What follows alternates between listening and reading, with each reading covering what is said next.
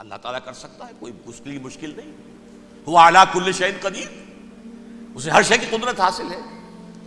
لیکن اصل بات جو ہے میں آپ کو بتانا چاہتا ہوں، یہ ہے سائیڈ ایشو.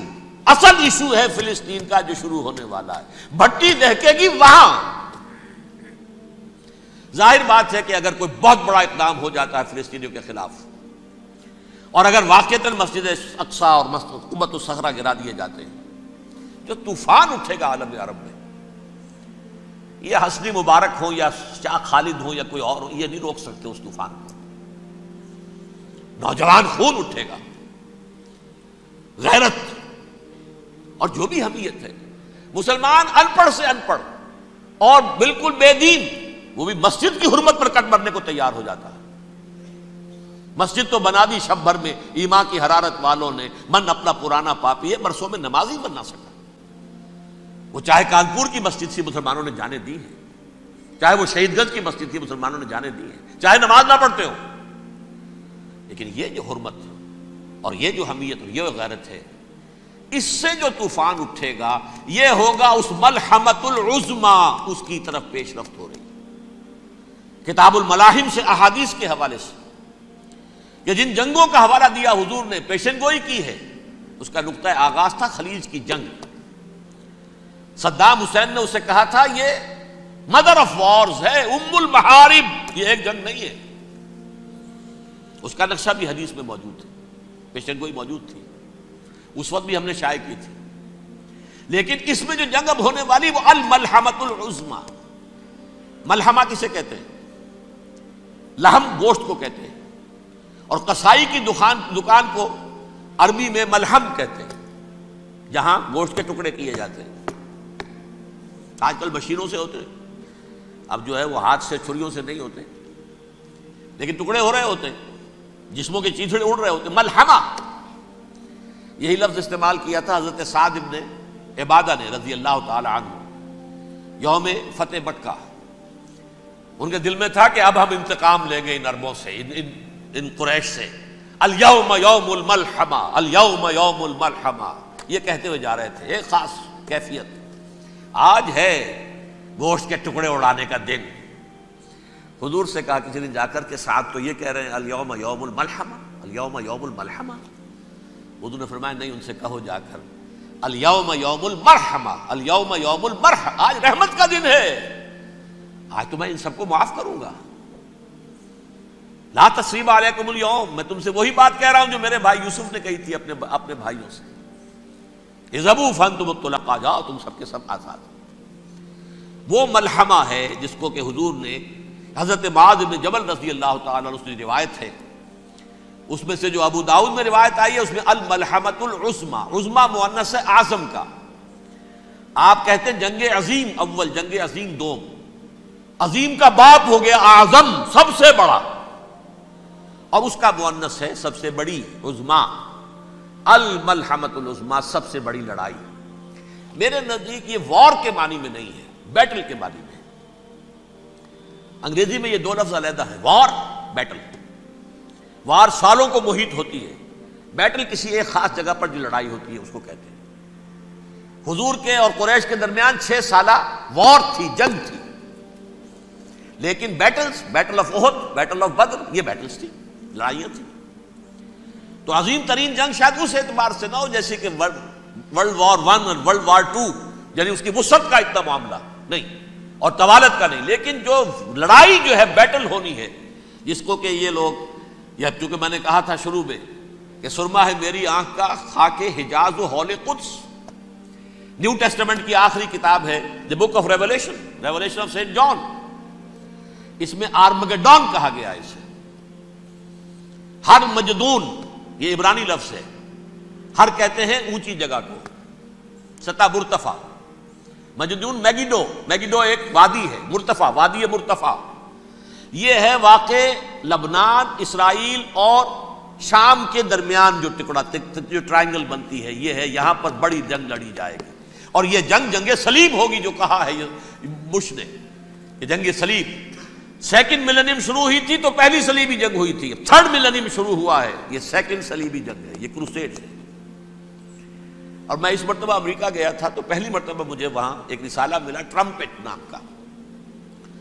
یہ امریکہ کے جو بہت ایکسٹریمسٹ قسم کے پروٹیسٹنٹس ہیں، یہ ان کا رسالہ ہے، اور ان کے بارے میں اب کہا جا رہا ہے وہ کرسچین زائنسٹ ہیں. آپ شاید پہلی مرتبہ یہ لفظ سن رہے ہوں. زائنسٹ تو ہم سمجھتے ہیں یہودیوں کو، کرسچین زائنسٹ وہ ہیں جو ہیں تو عیسائی پروٹیسٹنٹس ہیں، لیکن اسرائیل کے وہ حمایتی یہودیوں سے بڑھ کر ہیں.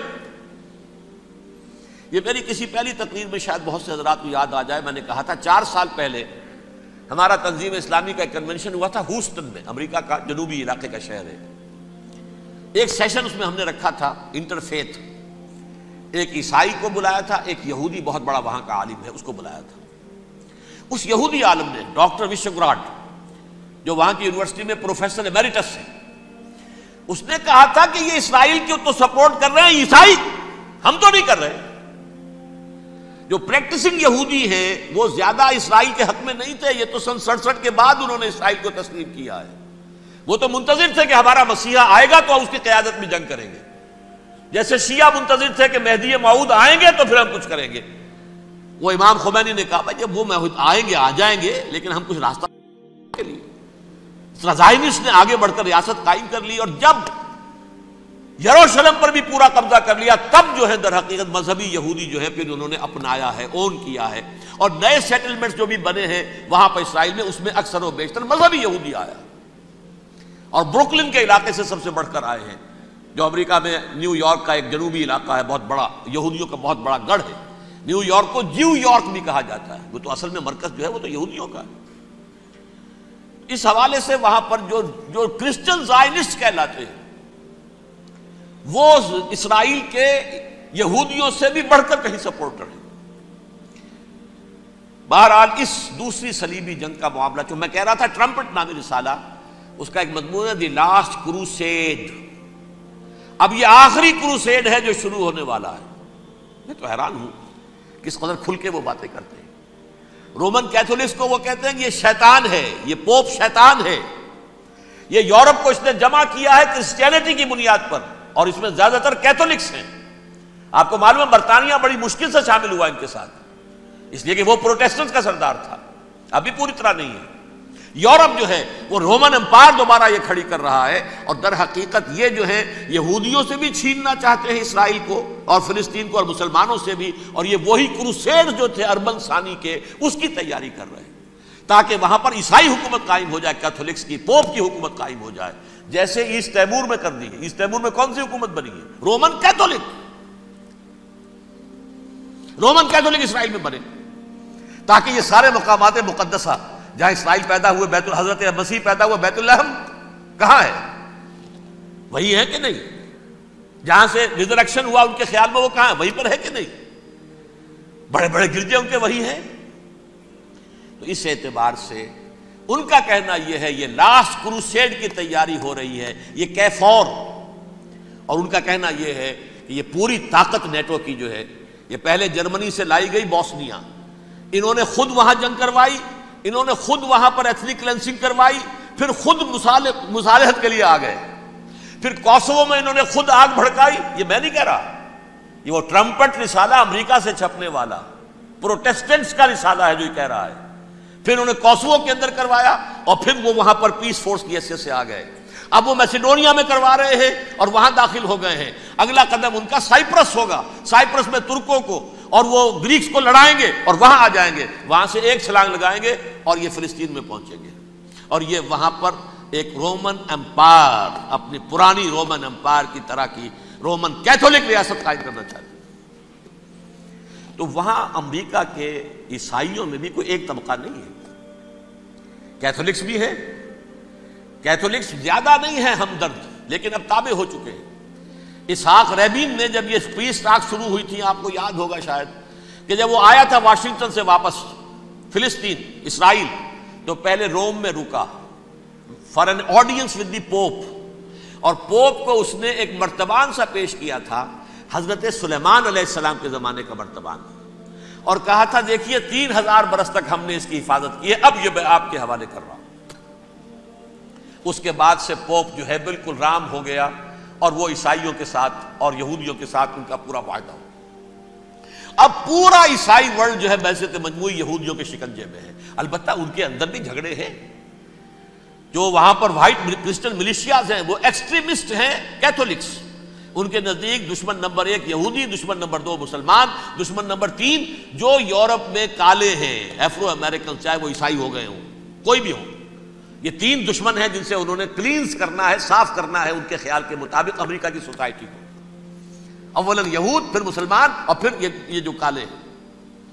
لیکن دوسری طرف پروٹیسٹنٹس کے اندر ایکسٹریمسٹ وہ ہیں جنہیں کہا جا رہا ہے یہ کرسچین زائنسٹ ہیں، یہ اسرائیل سے بڑھ کر سپورٹرز ہیں۔ بہرحال یہ اب جنگ ہوگی، اس کا نتیجہ کیا نکلے گا یہ تو اللہ ہی جانتا ہے۔ اب میں آخری بات کی طرف آ رہا ہوں۔ آخری نتیجہ تو جو بھی کچھ اپس اینڈ ڈاؤنز آئیں گے، تلک الایام نداولھا بین الناس، آخری نتیجہ ڈراپ سین وہ یہ ہوگا کہ اللہ کے دین کا بول بالا ہوگا، اور پوری دنیا پر محمد کے لائے ہوئے دین صلی اللہ علیہ وسلم کی حکومت قائم ہوگی۔ وہ گویا قیامت کی تمہید ہوگی، اس کے بعد بس قیامت آئے گی، کیونکہ مقصد کائنات، تخلیق کائنات پورا ہو جائے گا۔ پوری مخلوقات کے اندر مقصد تخلیق، کلائمیکس آف کریشن محمد الرسول اللہ صلی اللہ علیہ وسلم، دین کی تکمیل محمد الرسول اللہ صلی اللہ علیہ وسلم۔ اور اس خلافت عرضی کے لیے جو حضرت آدم کو خلافت دی گئی تھی، جب اس میں وہ خلافت پوری دنیا پر قائم ہو جائے گی، اس کا مقصد پورا ہو جائے گا۔ And that will be the beginning of the end۔ اس کے بعد قیامت ہے۔ آخری نتیجہ تو یہ نکلنا ہے۔ اس سے پہلے سزائیں ہمیں بھی مل رہی ہیں، اور یہاں میں کانٹے کی بات جو چھوڑ گیا تھا اس کو بیان کر دوں۔ اللہ نے اس مغضوب علیہم قوم کو، اس ملعون قوم کو کیوں اب تک چھوٹ دیے رکھی؟ میں بتا چکا ہوں یہ بڑے عذاب کے مستحق ہو چکے تھے حضرت عیسیٰ علیہ السلام کے زمانے میں، چھوٹ دی ہے ابھی تک ہے، بلکہ ایک مرتبہ ابھارا ہے، 1900 برس کے بعد ابھرے ہیں یہ۔ بالفور ڈیکلریشن 1917، سن 70 عیسوی کے بعد، تقریباً 1900 برس، 1850 برس تو ہے ہی کم سے کم۔ پھر creation of Israel 1948، 1967 extension of Israel, یروشلم پر قبضہ۔ یہ سارا جو ہے کیوں ہے؟ اللہ تعالیٰ اس خیر امت محمد صلی اللہ علیہ وسلم، اس کے بہترین حصے کو سزا ان ملعونوں کے ہاتھوں دے رہا ہے۔ کیوں؟ جو جرم انہوں نے کیا تھا وہی ہم نے کیا۔ انہوں نے اللہ کی کتاب کو پیٹھ کے پیچھے پھینکا، نبذ فریق من الذین اوتوا الکتاب کتاب اللہ وراء ظہورہم، ہم نے اپنی پیٹھوں کے پیچھے پھینکا کہ نہیں؟ کولونیل رول سے آزاد ہوئے، کہیں اسلامی قانون نافذ کیا، کہیں اسلامی نظام قائم کیا؟ تو جو جرم ان کا تھا وہی ہمارا ہے، اور ہم خیر امت ہیں، اور ہمارے میں سے خیر ترین عرب ہیں، ان پر اللہ کا فضل، ان کی مادری زبان میں اللہ کی کتاب موجود ہے۔ پھر انہوں نے اللہ کے دین کو پیٹھ دکھائی۔ جو ملک آزاد ہوا کولونیل رول سے، یا اس نے قبلہ کر لیا اپنا ماسکو کی طرف، یا کر لیا واشنگٹن کی طرف، کسی نے مکے کو قبلہ بنایا، یہ بدترین سزا ہے۔ ویل للعرب من شر قد اقترب۔ اور ترمذی شریف میں تو یہاں تک روایت ہے، من اقتراب الساعۃ ہلاک العرب، قیامت کے قرب کی ایک نشانی یہ بھی ہوگی کہ عرب ہلاک ہو جائیں گے۔ ایک حدیث میں الفاظ آتے ہیں کہ حضور نے جب کہا یہ ہوگا یہ ہوگا یہ ہوگا، یہ بربادی آئے گی، تو کسی زوجہ محترمہ نام میں بھول رہا ہوں، انہوں نے پوچھا کہ عرب اس دن کہاں ہوں گے؟ فرمایا العرب یومئذ قلیل، بہت کم۔ آخری خاتمہ ہونا ہے یہود کا حضرت مسیح علیہ السلام کے ہاتھوں. وہ عذاب جو 2000 برس تک ان سے ٹلا رہا وہ آئے گا اور ان کے رسول ہی کے ہاتھوں آئے گا. لیکن اس سے پہلے مسلمانوں پر یہ عذاب آ رہا ہے، ہولوکاسٹ کے درجے کا عذاب آ رہا ہے. البتہ ہم پاکستانی اس میں یوں سمجھ لیجئے کہ وہ تو خبریں موجود ہیں احادیث میں، وہاں تو جو ہونا ہے ہونا ہے. اتنے انسان مریں گے کہ ایک پرندہ جو ہے اڑتا چلا جائے گا، وہ نہیں چاہے گا کہ نیچے اترے تو کسی لاش پر اترے، اسے جگہ نہیں ملے گی زمین خالی کر کہیں اتر سکے، تھک ہار کر گرے گا، مرے گا تو بھی لاش کے اوپر گرے گا. یہ الفاظ ہے حضور کے صلی اللہ علیہ وسلم. الملحمۃ العظمیٰ الملحمۃ الکبریٰ.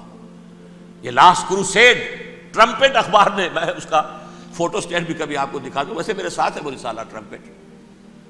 دی لاسٹ کروسیڈ اس کی تیاری ہو رہی ہے. وہ الملحمۃ العظمیٰ اور ملحمۃ الکبریٰ جو ہے وہ آنے والی ہے. ابن ماجہ میں کبریٰ کہا ہے، اکبر کا مؤنث کبریٰ. ملحمہ کبریٰ سب سے بڑی جنگ اور ملحمہ عظمیٰ سب سے عظیم جنگ. یہ ہوگی اور بہت جلد ہوگی.